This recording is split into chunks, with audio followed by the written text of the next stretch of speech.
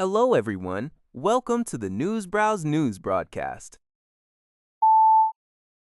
Hamas has officially announced the dissolution of its administrative governance in the Gaza Strip, a move described by the organization as an effort to clear obstacles to peace. According to a report by Sing Tao, the group is transitioning control to the Gaza Administrative Committee, NCAG, a body operating under a peace committee facilitated by U.S. President Donald Trump.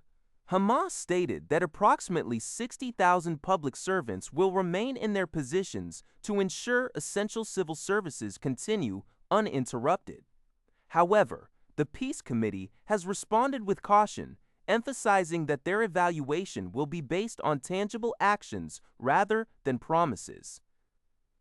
A primary point of contention remains the issue of disarmament. The peace roadmap insists on the core principle of a unified legal and military authority within Gaza. Analysts suggest this move is a strategic maneuver by Hamas to deflect international pressure, though the future of its military wing, which still maintains control over parts of the territory, remains the ultimate test for the success of the Peace Match initiative. According to CNBC, U.S. President Donald Trump is traveling to Ankara, Turkey, to attend a critical NATO summit. The alliance is currently facing significant strain on two major fronts: Russia's escalating military aggression in Ukraine and growing pressure from the United States for European nations to dramatically increase their defense spending.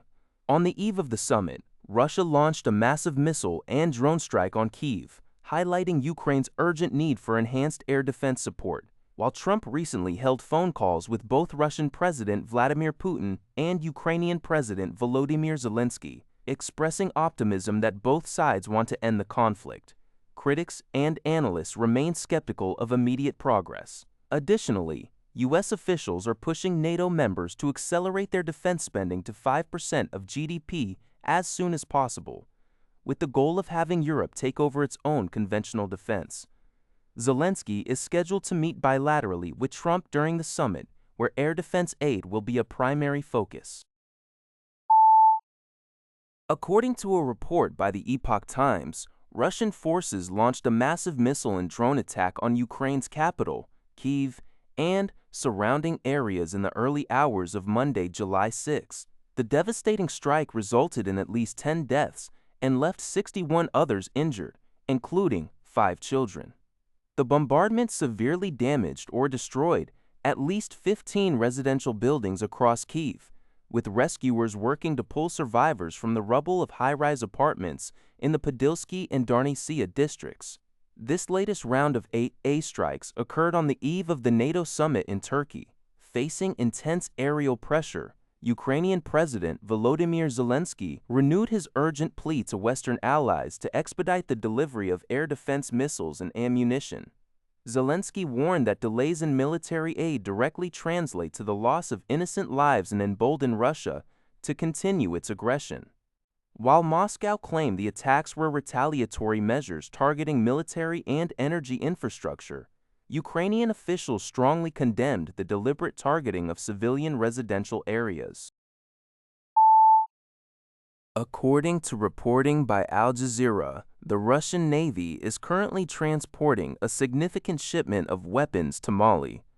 This military aid is intended to bolster the country's government as it faces a critical rebel siege. The ruling military junta is struggling to maintain control in northern Mali, where it is under intense pressure from al-Qaeda, linked militants, and Tuareg separatists.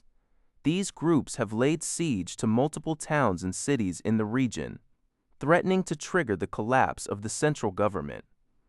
By providing this arms shipment, Russia is actively stepping in to support the junta's efforts to hold off the rebel advance and prevent a total loss of authority. The situation remains volatile as security forces attempt to push back against the coordinated attacks threatening the country's stability.